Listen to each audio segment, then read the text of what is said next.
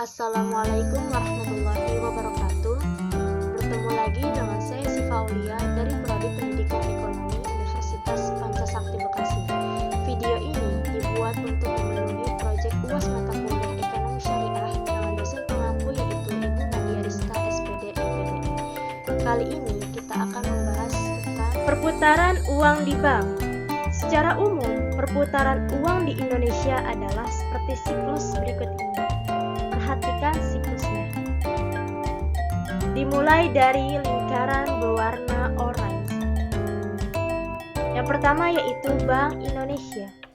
Bank Indonesia mencetak uang baru dan mendistribusikan uang ke seluruh kantor Bank Indonesia, baik kantor pusat maupun kantor daerah. Yang kedua yaitu kantor Bank Indonesia pusat dan daerah mendistribusikan uang melalui perbankan maupun layanan kas lainnya. Yang ketiga yaitu Bank Umum atau nasional dan swasta menerima uang dari Bank Indonesia dan melayani kebutuhan masyarakat akan uang tunai. Yang keempat yaitu masyarakat. Masyarakat mengambil uang dari bank dan menggunakannya untuk kebutuhan transaksi serta menyetorkan kelebihan uang tunainya ke bank. Yang kelima yaitu perbankan menerima setoran uang tunai dari masyarakat dan menyetorkannya kembali ke Bank Indonesia. Yang keenam, Bank Indonesia memusnahkan uang jelek dan mendistribusikan kembali uang baru dan uang yang masih layak dipakai. Sedikit penjelasan, bagi kebanyakan orang, pengertian bank sering disamakan dengan pengertian perbankan, padahal terdapat perbedaan antara bank serta perbankan.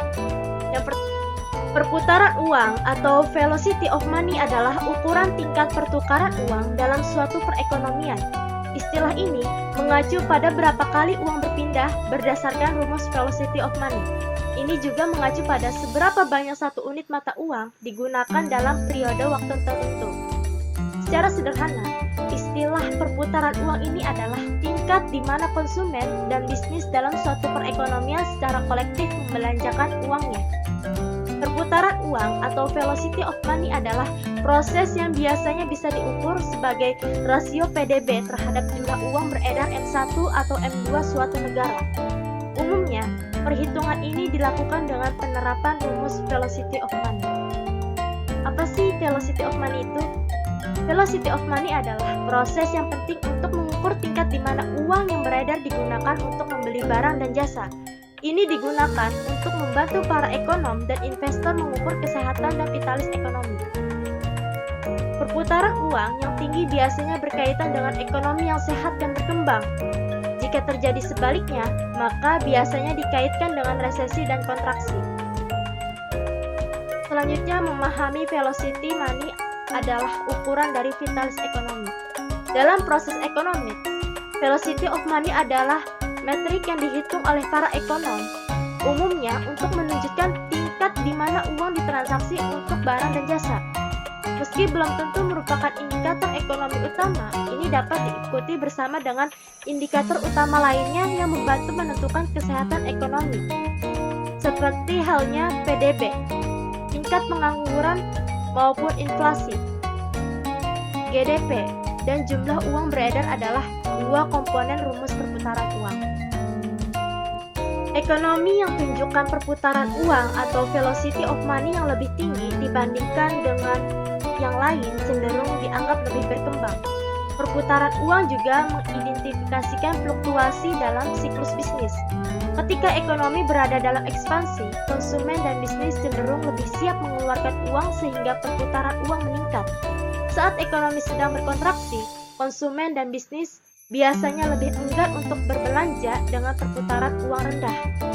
Karena perputaran uang atau velocity of money adalah proses yang berkorelasi dengan siklus bisnis, ia kerap dipandang sebagai indikator fungsi.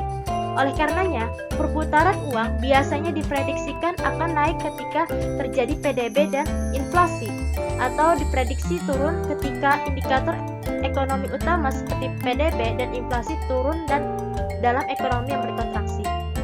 Rumus velocity of money biasanya menunjukkan tingkat di mana satu unit supply mata uang ditransaksikan untuk barang dan jasa dalam suatu perekonomian. Rumus velocity of money. Perputaran uang umumnya digunakan dalam skala besar sebagai ukuran aktivitas transaksional untuk populasi seluruh negara. Secara umum, ukuran ini dianggap sebagai perputaran jumlah uang beredar untuk seluruh perekonomian. Untuk penerapan ini, para ekonom biasanya menggunakan PDB dan M1 atau M2 untuk jumlah uang beredar. Oleh karena itu, persamaan perputaran uang dituliskan sebagai PDB dibagi jumlah uang beredar.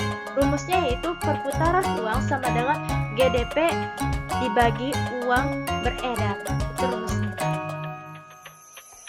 PDB biasanya digunakan sebagai pembilang dalam rumus perputaran uang meski produk nasional bruto atau GNP juga dapat digunakan.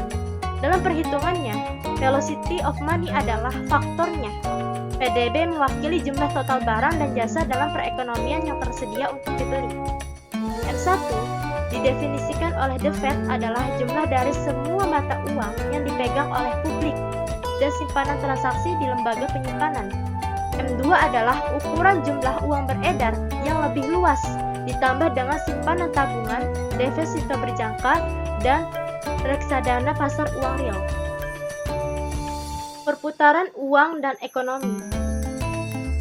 Terdapat pandangan berbeda di antara para ekonom mengenai apakah perputaran uang merupakan indikator yang berguna untuk kesehatan suatu perekonomian atau lebih khusus lagi tekanan inflasi. Para ahli moneter yang menganut teori kuantitas uang umumnya berpendapat bahwa perputaran uang atau velocity of money adalah kondisi yang seharusnya stabil tanpa adanya perubahan ekspektasi. Namun, perubahan jumlah uang beredar dalam mengubah ekspektasi dan karenanya mengubah pula perputaran uang dan inflasi. Misalnya, peningkatan jumlah uang beredar secara teoretis akan mengarah pada peningkatan harga PDB yang sepadan karena ada lebih banyak uang untuk tingkat barang dan jasa yang sama dalam perekonomian. Hal sebaliknya harus terjadi dengan penurunan jumlah uang beredar. Di sisi lain, para kritikus ekonomi berpendapat bahwa dalam jangka pendek, velocity of money adalah tergolong peristiwa yang sangat bervariasi. Ini mengakibatkan hubungan yang lemah dan tidak langsung antara jumlah uang beredar dan inflasi. Secara empiris, data menunjukkan bahwa perputaran uang memang ditentukan oleh berbagai variabel. Selain itu, hubungan antara perputaran uang dan inflasi juga bervariasi. Misalnya, dari tahun 1959 hingga akhir 2007, perputaran persediaan uang M2 rata-rata sekitar 1,9 kali dengan maksimum 2.198 kali pada tahun 1997 dan minimum 1.653 kali pada 1964.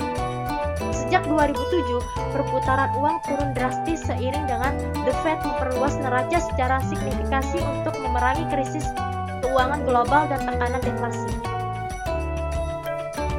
Cukup sekian dari saya, kurang lebihnya mohon maaf. Terima kasih.